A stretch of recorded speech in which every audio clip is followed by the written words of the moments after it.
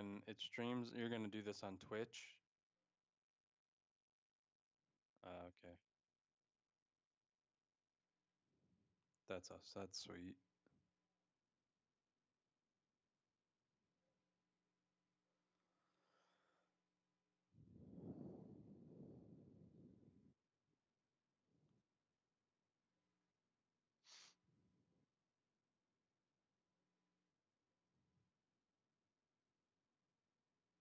Yeah.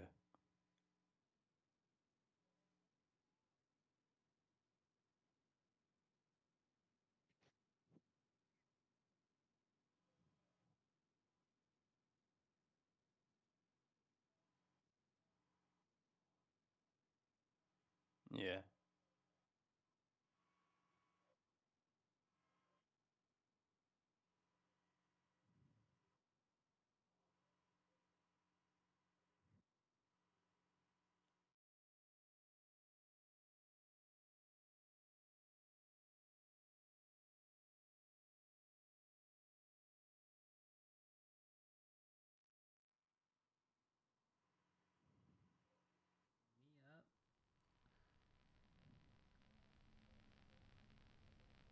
And then the people can see you now. And you see me in the corner. Yes. Yes. Yes, indeedy. I'll shrink you down a little bit. I can get rid of this text now. Remove text. Yes, I want to get rid of the text. Oh, my cat, Kev, he's doing a little run in. I'm trying to do this like split screen style. Bringing heat. I think he's fixed. Do Yeah. male cats go into heat? Or is that just female cats? I think I think male animals have some version of heat, but I'm not sure. And then for the fine folks at home, if they want to see me, window capture. They don't want to see me. My camera sucks. It's all good. I can cover all this stuff up. Video capture device. Me. There you go. Yeah, and then all the people can see the cat. No Ernest Miller. So there we go. That's us. We figured it out.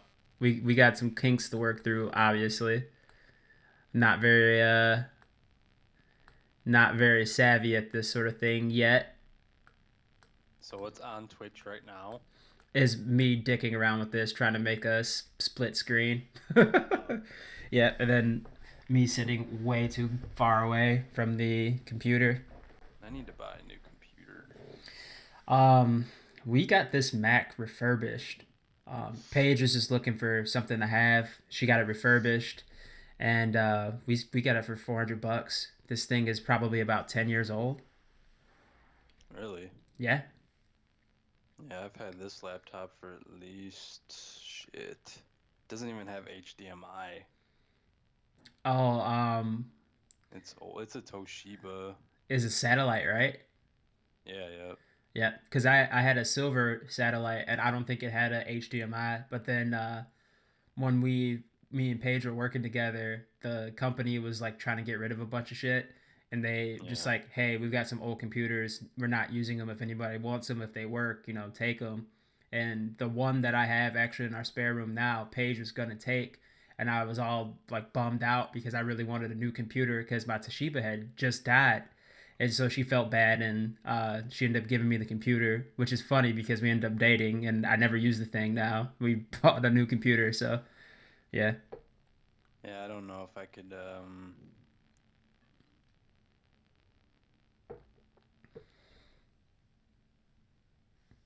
You all right? You zone out there?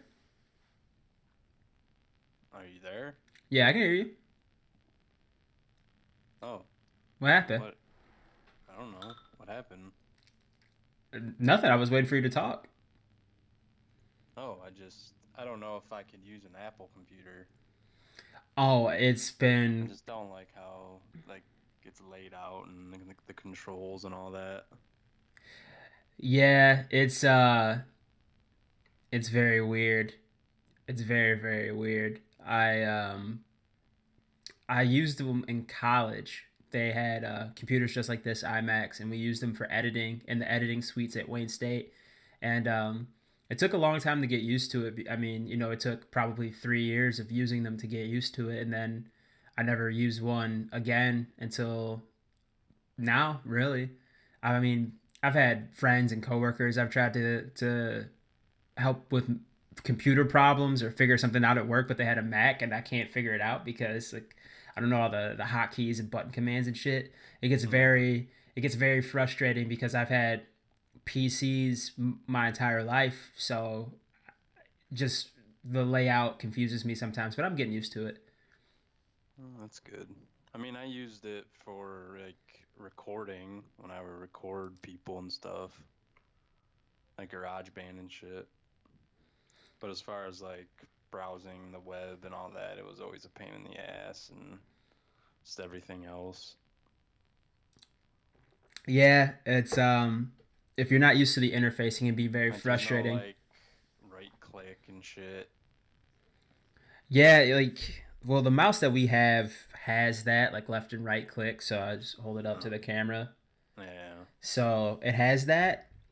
It some of the button commands throw me off, like the command click, because on the computer you or the PC you hit control click if you want to like um click something and bring up a menu. I think it is. Now I'm starting to forget because I'm starting to get used to this, but you don't necessarily do that on here. It's like if you control click, we're sharing screens right now, not that people can see this. So if I want to go to my Finder and then look at the stuff that I've got here, like we'll click this file, it brings up a menu. So Yeah. I'm thinking of something different maybe on PC. I'm confusing the shit out of myself. Anyway, see what happens here. You switch back and forth like this, you get fucking confused. So anyway, we're supposed to talk about something. We're talking about computers and shit. We're not tech guys. We're supposed to talk about oh yeah, the Chris Benoit documentary. Yes. You finally watched it. I finally watched it. You told me to watch it. Several people that we know have told me to watch it. Let me adjust my mic here. Um, my team lead at work actually told me to watch it. He messaged me. Because he knows I like wrestling. He messaged me and said, "Have you watched the Chris Benoit documentary?" And that's when I knew I had to watch it. Where someone at work, a regular person, just tells me I have to watch this documentary. Watched a Dark Side of the Ring. Can you hear me? Yep, I got you. You're still with us. All right. I never really watched one of the episodes like last season. I didn't know like how they were presented and filmed and stuff, and it was kind of like mind blowing how good it like the presentation of it was, like the cut scenes and stuff. Yeah, with the they have the I don't know if they are wrestlers because they don't show their face. It's just kind of a general um Like a character. shadowy figure, Yeah, you could tell that it's but it supposed to be the looks like person. them. Yeah, the even though the dude that they got was like a really jacked dude, but he still wasn't as big as Benoit was, which is Yeah. unbelievable how big Benoit was. But um, yeah, I love the presentation of it. I think it's really good. I've watched the Chris Benoit one, obviously, and then I watched the Macho Man and Miss Elizabeth episode. I think it's the first episode that they did, and Okay. I loved them. I'm hooked on them. I actually need to get around to watching the Bruiser Brody one. Is one that I really want to see. Then I heard the New Jack one that came out on Tuesday. I think it was really good. Yeah, I watched that one. I mean, it was good, but it's like you kind of already know all the stuff about New Jack, and they pretty much touched on all the main fucked up things that dude has done. The Yeah, mass transit incident, the Vic Grimes thing, and the Gypsy Joe thing were pretty much the three main catalysts of the episode. yeah. The I think we watched the Gypsy Joe. Yeah. Yeah, we watched that together, and I can't Then he believe like it. stabbed another dude too. Yeah, he I got into that too. yeah, what is the craziest thing that he's done in wrestling? Is it literally trying to kill Vic Grimes or I mean, yeah, I would have to say that's because his main intention was to kill that dude, and he says that's what he was trying to do. So, I mean, how he wasn't charged with like attempted murder is kind of mind blowing. How he's never went to jail for a substantial amount of time, if he ever really has, is quite mind blowing. I know he was in what was it? Beyond the Ring, right? Or Beyond the Mat, excuse me. Yeah, And they talk about how he could be like Denzel Washington's sidekick or something like that. He says he has what is it like 3 justifiable homicides or something. I always looked at New Jack as he's just like always working everybody. Is that really how this guy is? You know what I mean? Yeah, I'm not. I'm not sure. I'm not sure. Is he always trying to work people? Is he really legit? I'm not sure. I'm really not sure. And the episode was good, but they didn't get too in depth into shit. It was just pretty much those stories being told. They kind of got into his childhood with his mother and his father was kind of psychotic. He like tried to like I think he like shot his mom in front of him. He didn't kill her, but he like shot her in the leg or something. So it kind of got into that. He kind of attributed that to why he was what he was, in the ring and stuff, or in life in general. Yeah, he's just a wild ass dude. He says a lot of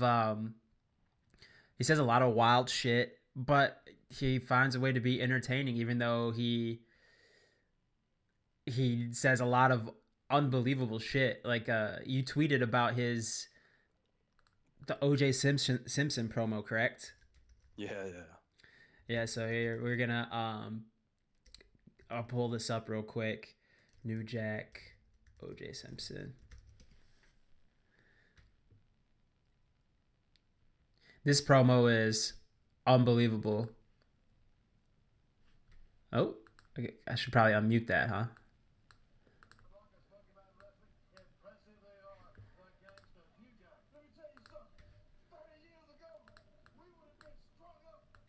Is it playing? Yeah.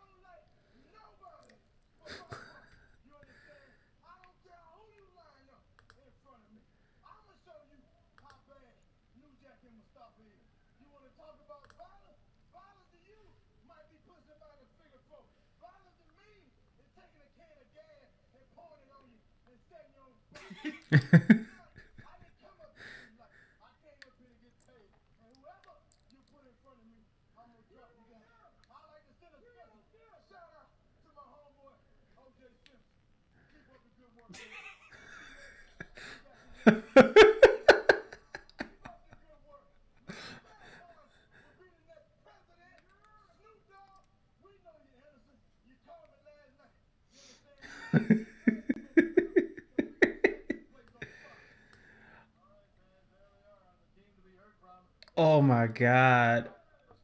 What an unbelievable promo. Hopefully the people could hear that. I hope they can. I might have to edit it and post if I re-edit Because this I for YouTube. couldn't, just to be clear. Oh, you couldn't hear it?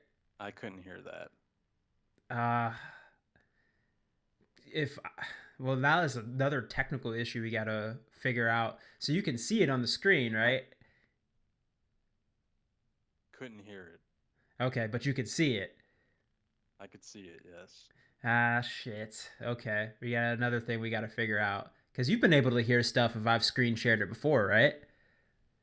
Yes, I have. Ah, shit. Okay. Well, we're gonna have to figure that part out. It's some learning curves that we've got with this new setup because I I have guess I should have said I couldn't hear it before you played it all, but I didn't know if like it was recording somehow, some other way, or yeah. So the way it's set up, we're using OBS for Twitch. Obviously, I think you have to use OBS to be able to stream through Twitch unless you stream directly from a gaming device, or I think possibly in some sort of like app like Stream or something, or Steam rather.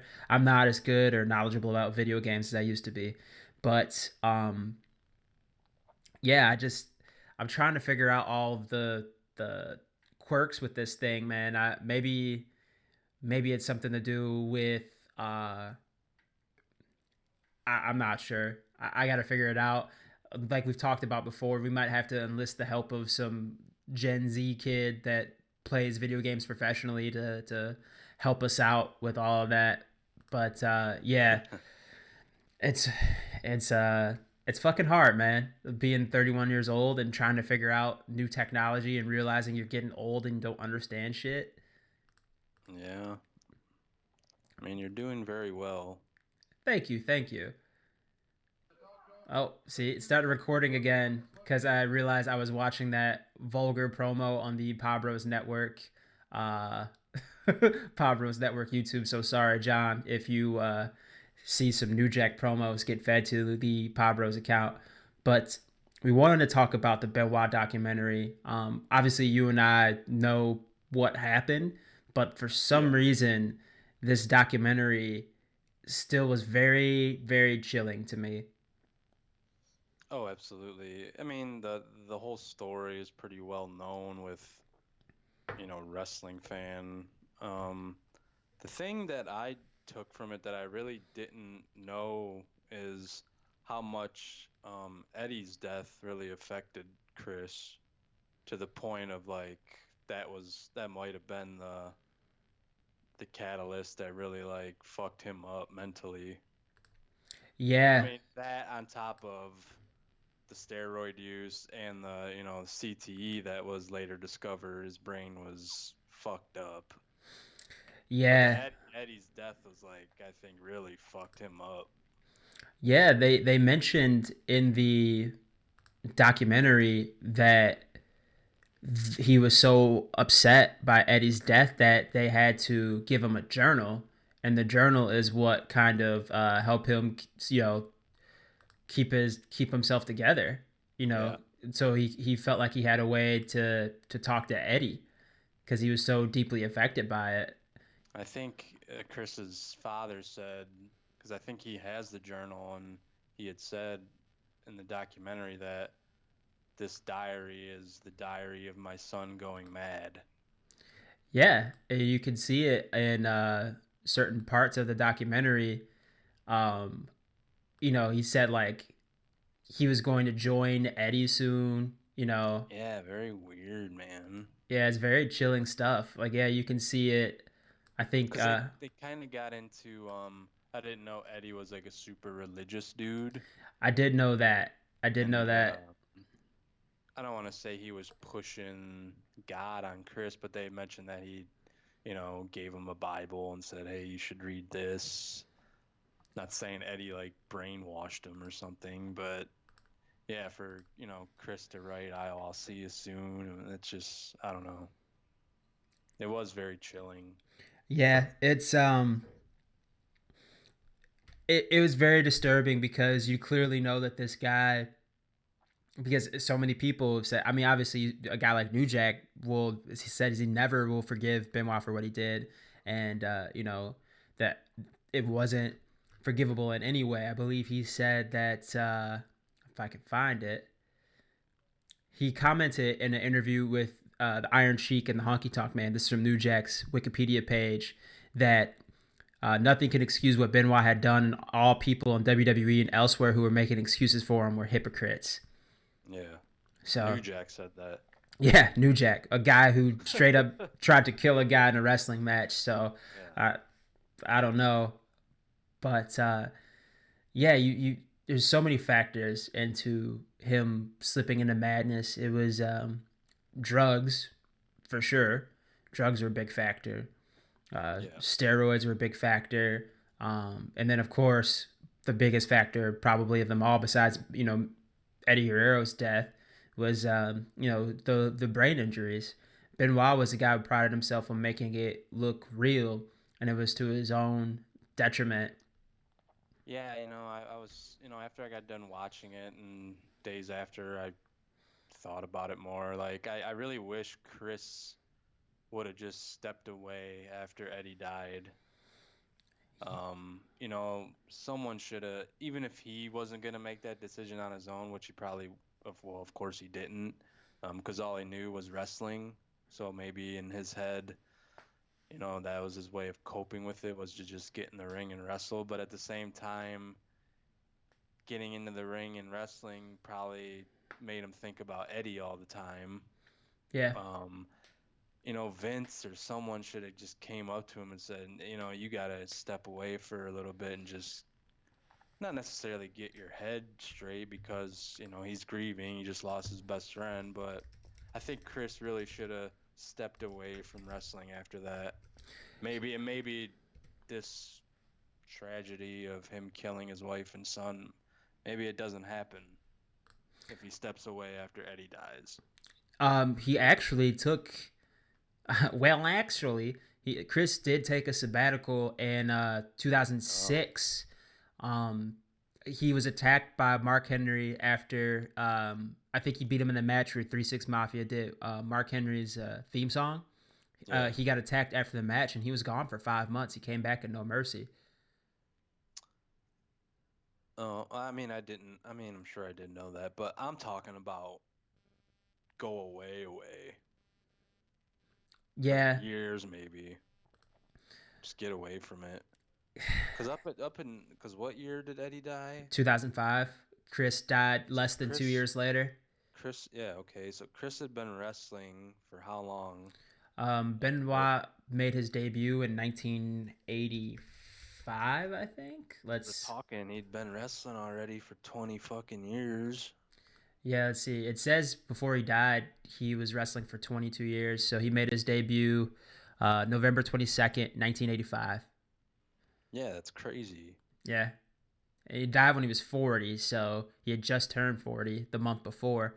So, yeah, he'd been wrestling since he was like 18. That's like, yeah, I think Jericho had mentioned it on the episode, which Jericho came off really well on that episode. Yeah, it seems like he was the one that kind of helped put it all together. And Yeah, for sure. I think he felt like for a guy like him, I think he wanted to probably put something like this together and tell his story because, you know, this guy is one of your best friends and he murdered his wife and son. And it's probably a lot of confusing and conflicting emotions for someone that you love and care about, but you also hate what they did, which is Yeah. seemingly a mindset that a couple of people had. I mean, even his own son says that he's still his hero and he murdered his stepmother and little brother. Yeah. So it's for the people that are That's close like, to him, it's complicated. It's easy for people like myself or as wrestling know, fan, I was gonna say, like me and you, like you just said, like, I mean, we've mentioned it before. You respect in his body of work in the ring as one of the top, performers and wrestlers of all time. right? He was so good. But at the same time, it's like, well, he did do what he did, and even though maybe that really wasn't him, and I don't think it was. I mean, and I'm not trying to make excuses for what he did, but it's just a hard thing. I Yeah, feel bad for his son. That was sad. yeah, and his sister-in-law. I forget her name. I apologize. Was it Sophia or That doesn't sound right. no? It's I think it started with S. Blanche, Was it Sandra? Blanche, Let's see. Nancy Benoit sister. Karen, No, Sandra. Sandra. What did Sandra. you say? Sophia, I think. Oh, they were close. Yeah. So, you know, she was obviously very deeply affected by this because Nancy was her only sister, and then she wasn't able to see her, um, you know, niece and nephew after all that. So she was Yeah. obviously very close with, and they didn't see each other until David was an adult, which has got to be very difficult for people who were very close. It's mind-blowing how much he looks like Chris. Like Yeah, it's it's like shockingly like Jesus Christ. the eyes, the face, like Yeah, everything. everything. It's Um, how did you feel about Kevin Sullivan not wanting to be a part of it?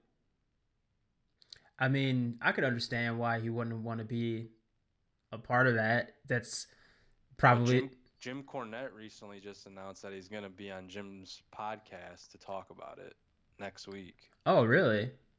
Yeah. Maybe he feels like he didn't want to be a part of it. Maybe he thought that he might be painted as some sort of villain or something. Yeah, I think it by him not doing it, was it a bad look in your eyes or no? No, because he had nothing to do with it. Yeah. You know. But I mean, there's that bullshit conspiracy theory. Like he's a Satanist and blah blah blah. Yeah, Which I mean, is come on.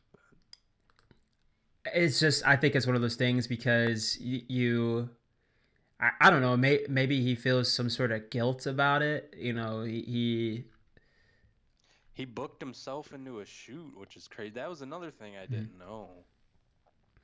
I didn't know he booked that angle between him and Benoit, and it fucking actually happened. yeah, because at least from what we're told in the documentary, Kevin actually really liked Chris, and then he and Nancy were going through these problems, and then Chris, was very kind and respectful to Nancy, and they started falling in love with each other. And he realized that he booked, like they joked that he booked his own divorce, Yes, but that's but then like I was gonna say, maybe he feels some sort of guilt because if he hadn't have done what he done, would they have ever gotten together? Would that have ever happened? yeah, that's true. Well, I'm sure he definitely holds some sort of guilt, even though he shouldn't. It's not his fault, but it's. I mean, he was. Well, they were married, correct? Yeah, they were married Yeah. for a number of years in the 80s up until I think obviously like 1997 or so. So I mean, of course, you're always gonna. Sure, it haunts him every day of his life. Yeah, it's got to be very weird for him. But I can understand why he might not have felt comfortable being in a documentary I think made he by. might. No, go ahead. Sorry. I say he might not be comfortable being in a documentary made by one of Chris Benoit's closest friends Yeah, because for I sure. know that whole group of guys had a bit of resentment towards Kevin Sullivan, at least professionally, and that's part of the reason why they left to WWF. Yeah, and I think also he might feel a little bit more comfortable with someone like Jim Cornette. Yeah, yeah. So I people when they do documentaries, and I told my girlfriend this after we watched the Tiger King because Carol Baskin's I haven't husband. watched that. It, I I know a lot of people thought it was like this wacky zany thing. I thought it was a mockumentary going into it, but then when I realized it was real, I started watching it. I said that this is some dark shit, man. I put on my Facebook. This is one of the darker things that I watched because they Really? put they put it over as this like I said, like almost this is so crazy that this can't even be real. Like it's a dark comedy almost, but it's a real life thing. But there's so many people in this documentary that are fucking monsters. Like all of the people that own the tigers, even the Carol Baskin lady, are all pieces of shit for the way they treat these animals. It's fucking insane. And then, um, Carol Baskin may or may not have killed her husband. There's a whole part of the documentary where they talk about how this guy just disappeared magically and she doesn't know where he is and they were having problems and he disappeared. tiger's tummy. Yeah, then Joe Exotic was married to two dudes who apparently pretended to be gay to get drugs from him. One of his husbands shot himself in the head. Was married to two dudes? Yeah, he was a gay polygamist. Like he, Wow, I gotta watch this. yeah, and if you have access to Netflix, I would suggest watching it just to see how fucked up these people are and how awful these people are. Some parts of it Didn't are. he run for president? He tried to run for president, then he tried to run for governor of Oklahoma. Jesus Christ. Yeah, it's like I said. I'm sure this movie will be made of like a fictionalized version of what happened will be made probably in the next 5 years. No, I'm sure. Probably less than that. They'll probably fast track this thing. It'll be out in the theaters by 2023. Yeah, I'm gonna have to check it out one day. Yeah. But back to the Benoit documentary. Even though we know what happened, I touched my face. I'm sorry. Please don't tell the Corona police. I'm sorry. My eye itched. It's allergy season. Forgive me. My hands are clean. I washed them. It's impossible not to touch your face. It just is. Yeah, like I've touched my face for years. Like when I'm sitting at work, I'd go like that. Like I touch my face. I'm sorry. It's not a thing that I do on purpose. I'm not trying to cultivate the spread of the fucking coronavirus. I apologize. Um, yeah, the Benoit documentary is, like I said, chilling to those that might not have seen it, to those that know what have happened. Um, my girlfriend didn't seem too bothered by it because she's watched a lot of stuff like that. She just out and out thinks he's a piece of shit. You know, she was an open and shut case on that. She wasn't really as connected to him as maybe I would be or other wrestling fans would be because he was one of my favorite wrestlers growing up. Yeah. So watching his documentary, and then of course Eddie Guerrero is my all-time favorite wrestler. Um, I, there's some parts, kind of tug on the heartstrings a little bit because Eddie Guerrero is one of my favorite dudes. Again, I knew he was like a religious dude, but I didn't know he was that religious. But yeah, some parts that really resonated with me emotionally. She's looking at me like, Oh, absolutely. she's like, "Are you gonna cry?" Or There was a couple parts I could have. yeah, I think when Chavo talked about how he basically watched his, not basically, he did watch his uncle die in his arms. That was pretty. It's I pretty. think when they showed the crime scene photos, Oh man, I mean that wasn't like a crying moment. That was just like and they weren't like graphic, but no, you could just sense like what the scene was. Like when they showed those pictures, I got like chills down my spine, like oh my God. And the music that was playing in the background, just yeah, that was yeah, that music was. imagining the scene in that house, like a weekend of just pure hell and just Jesus Christ, I can't even imagine. Because How long was Chris alive for with the bodies in there and shit like that? And at least like 2 days because Nancy yeah, died on Friday, and then they didn't show up until the afternoon on Monday. that's yeah, like that Yeah, picture there. Like holy that's just shit. like a super zoomed in part of the picture, you know what I mean? Yeah, but that's how. You zoom out of that picture and it's probably like there's Chris. Yeah, in the documentary they said that the way that his body was hanging, they thought that He was he alive. was alive. He was just Yeah. standing there, and they turned and drew their guns on him, and he had used so much force to break his own neck. He had to use 240 pounds to do it because this is a guy who is about 240 pounds of just pure muscle, and in his traps and neck were just like one thing. Like if no one's ever seen a picture of Chris Benoit, I'll pull up like what his body type was because the dude was chiseled.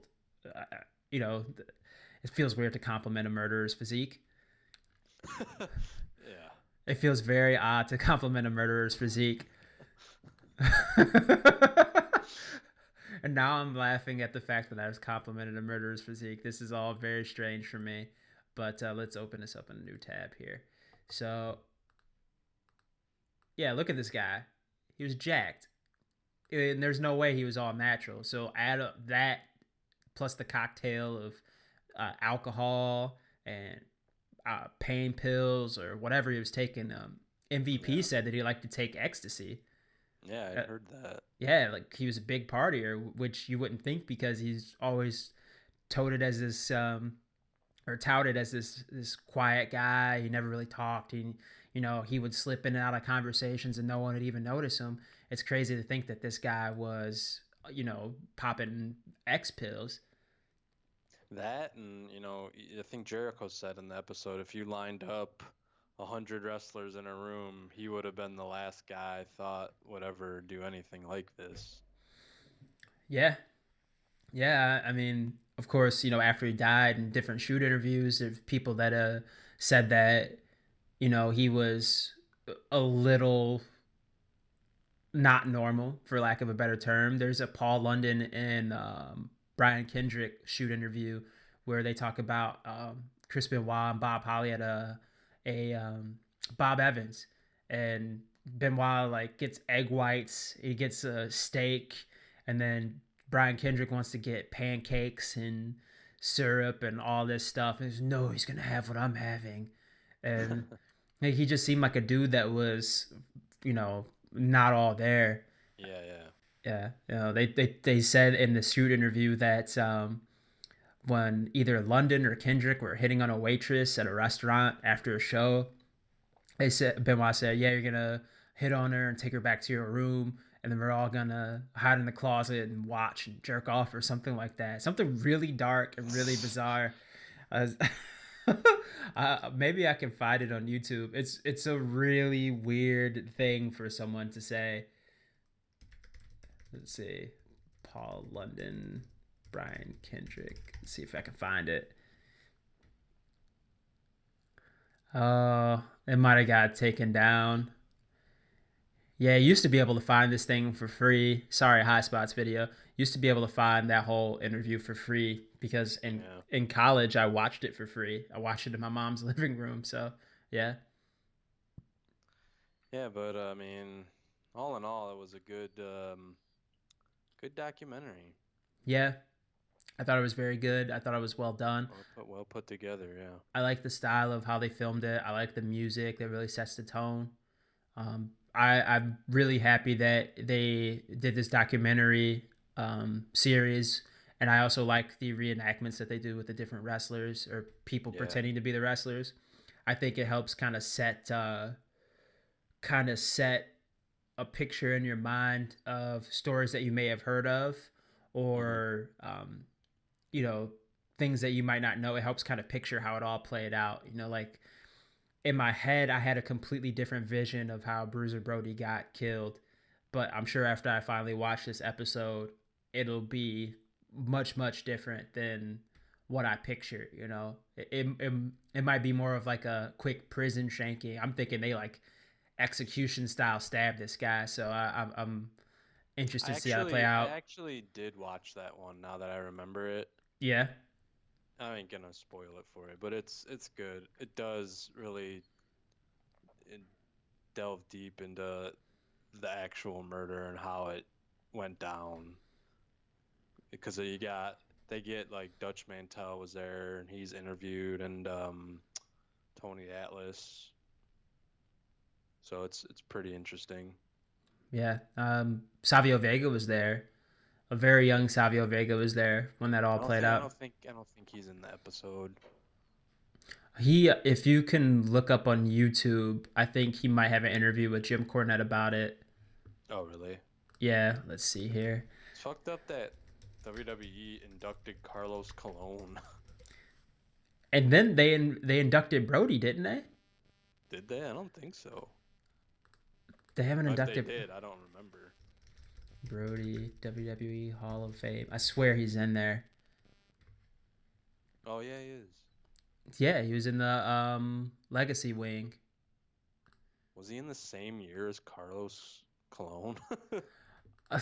Dude, that would be insanity. Let's look up who's in the Hall of Fame because that would be happening what tonight or tomorrow? Tonight, I It would have believe. been tonight. Yeah. Oh my God, it makes me feel so weird. Tomorrow is like WrestleMania, night one. Yeah, It's weird. it's very weird. I don't know how I feel about it.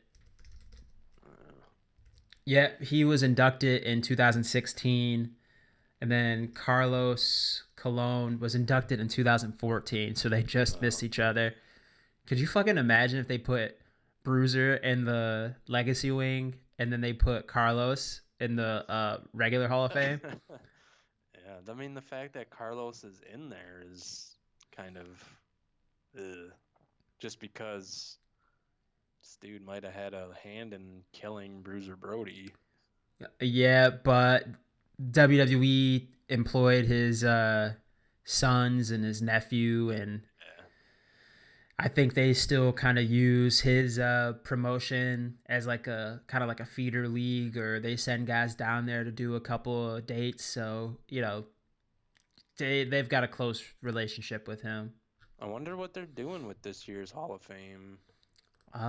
Let's Is go to it the. just a wash or I'm not sure.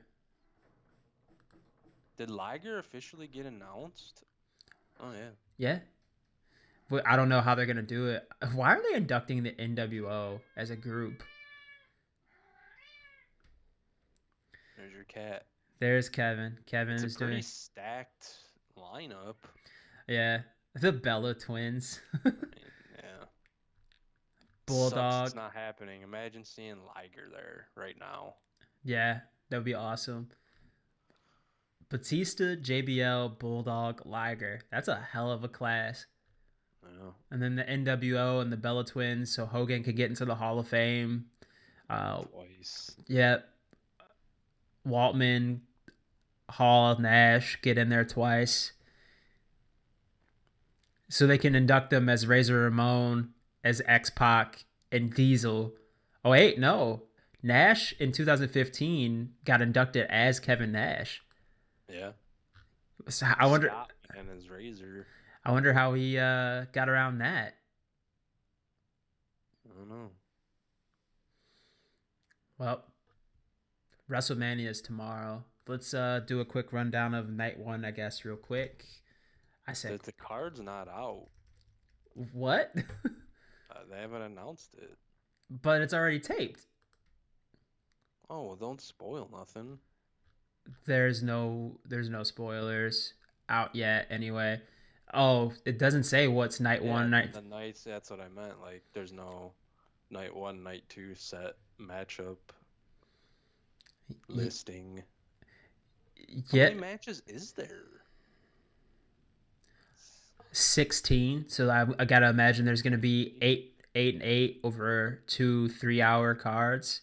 Like, imagine if this WrestleMania was going on as planned. Like this card right here. 16 fucking matches. Yeah, Unbelievable. imagine that. Let's see. So I just read them off real quick. We've got. It would be a pretty stacked lineup. It would be. If you take away the gimmick bullshit they're doing now because they kind of have to. Yeah, this is gonna Like the be weird. Firefly Funhouse match is gonna be some cinematic bullshit, as well as AJ Undertaker, I'm sure. Still don't know what a Boneyard match is, but Yeah, is Elias versus King Corbin. Why is that even a match? Who gives a fuck about that? Why is that even happening? why is Aleister Black and is that still going on? I believe so. I did. Yeah, I Bobby mean, Lashley and Aleister Black for no reason. other than they can have a good match, and that's about it. The best build up thus far for WrestleMania has been Otis and Dolph. Yeah, yeah, Seriously. yeah. You're right. You're right. Because McIntyre hasn't been on any of non the non crowd Raws. I think when he kicked Brock in the head, that was the last time he was on, right? Yeah. I'm not even like trying to poke fun that Otis and Dolph is the best build up. I'm literally intrigued with it. Like tonight on SmackDown, did you watch it? No, I didn't get a chance to. You know those little like things that have been popping up on SmackDown? Oh, the little graphics. Yeah, they finally revealed what that was. Was it Ali? Well, it came on during it was Dolph versus Tucker, and Dolph like gave him the zigzag on the steps, and it was like a disqualification, and then he took the steps like he was gonna bash his head in, and Mandy Rose ran out, and with Sonya, and then that thing flashed, and it it finally went to like this thing. It said the truth will be told, and it cut to some like guy in a hoodie. You couldn't see his face or anything, but he was sitting at like a computer desk with all these screens, and he revealed that like Sonya and Dolph were in on like the whole thing, like the reason why Mandy didn't get those texts is because Sonya deleted them or whatever. It didn't show that it was Ali, but I think that's who it is. Oh, that's a weird gimmick to give him. So, I mean, it kind of came full circle, like Sonya was in with Dolph or whatever, but it was intriguing. Yeah, I thought that gimmick was going to go in a different direction. I know Ali had been doing some. I don't know if it's Ali. I just Uh, heard that's probably who it is. yeah, well, because he has similar glitches in his wrestling tutorial videos he does on YouTube, so that's why a lot of Yeah, people assumed that was him. But they might be swerving us. I kind of hope it is. Uh, um, Rhea Ripley versus Charlotte Flair should be good. McIntyre Lesnar should be good. Braun versus Goldberg should be like 40 seconds. Yeah, I wonder if they're gonna give the belt to Braun. They got to, right? You would think, but I don't know, man. Because they're not going to be doing any more live wrestling, well, as long as we're all being Thank affected by the God. coronavirus. Yeah, watching it without a crowd is very tough. But Goldberg would he could potentially be the champion until the late summer. I think you gotta keep it on Goldberg, and once this coronavirus bullshit ends, you gotta go with Reigns Goldberg. Maybe Yeah, at SummerSlam or something. yeah, I think they should just go on pause and just pretend like nothing's happened between WrestleMania and SummerSlam. I'm dead serious. I wish they would have did it weeks ago. Yeah, this is gonna be weird, and we're all gonna watch it It was tomorrow. the most forced shit I've ever seen in wrestling in my whole life. I kind of can't believe that it's still going on. Yeah, we're total psychos for watching this, by the way, for being willing to subject ourselves to this. Oh, not just one night, brother. 2 nights. 6 hours, 16 matches, which we're very It's happy that like, they broke it up because we would have watched 16 straight matches from like 4 o'clock to midnight. yeah, I mean, the card itself, if it was still going on in front of 70,000 people, looks very good. Yeah, Edge Orton, imagine a last man standing match happening in a football stadium, or the triple threat ladder match for the tag team titles, or Seth Kevin Owens, Daniel Bryan, Sami Zayn. I mean, the card, even though WrestleMania is the past couple of years, the cards look pretty good, and then it's kind no, of that's fine. disappointing, but still, it's gonna be like really fucking like weird with no crowd interaction. Drew Gulak is going to manage Daniel Bryan in an Intercontinental Championship match against Intercontinental Champion Sami Zayn, who is managed by Cesaro and Shinsuke Nakamura. If you would have told me that match would have happened at WrestleMania, I would have told you to go fuck yourself. But the fact that that match is now going to happen in an empty, the WWE's basically VF cop, Hall, yeah, VFW Hall. yeah, an empty VFW hall, basically WWE's college campus. I Yeah. I don't even know what to say about that. It's unbelievable. It's unbelievable. And the fact Yeah. that they taped it already like 2 weeks ago is insane because if they already taped it, there's some stuff like Austin Theory and Well, Angel Garza. I read something that some of it is going to be live still. Oh, so they probably taped some of the gimmick stuff. Oh yeah, I'm sure. I'm sure AJ Taker's taped, um, Cena Bray's taped, possibly Randy Edge might be. Something about Randy Edge, you said that, with them not being in an empty arena, imagine that match in front of a football field of 70,000 people. But something about it not having a crowd also adds to it. Yeah, for sure. It's got like this weird 1980s Memphis feel Terry to it. Funk, Lawler, Yeah, yeah, but the arena. like, if they still go all out, if no one half-asses it, that has potential to really steal the show. I mean, watch it be the best WrestleMania ever But these as far as work rate. all the wrestlers just bust their ass. Yeah. That would be unbelievable. That would be such a weird feeling that we all watched top to bottom the best WrestleMania ever, but no one can enjoy it because there's a fucking global pandemic going on. It'll be weird, like years down the road, going on the network and like firing up this WrestleMania. You know what I mean? Yeah, I mean, they got to do like a documentary on this after it's Oh, I all hope said and so. done. Just I talk hope about the whole thought process, talk about what it was like to do WrestleMania at an empty arena. This has to be a documentary. This is so stupid yet so compelling. It blows my mind. Oh, I'm sure the WWE 24/7 bullshit cameras are rolling. Oh yeah. Oh But yeah. I mean, the word on the street is the only reason it's really going on is because Vince wants to do it. Everyone else was against it. Classic Like, Vince. you gotta think though, if all the guys and girls were in on it together and said, "Listen, Vince, we're not fucking doing this," they wouldn't have done it, right? No, I don't think they would have. So I don't know. I Unless they're think that fearful of their job or whatever it is, I don't know. I think it was a case of Let's just people. get it over with. Yeah, I think people were afraid to say no. I think people, no one was really ready to tell Vince, "Hey man, this is fucking stupid. We're not, Yeah. we're not gonna do this." The only person who seemingly said, "Vince, go fuck yourself. I'm not doing this," is Roman Reigns because he's like, "Dude, I've got leukemia. I'm not risking myself for this."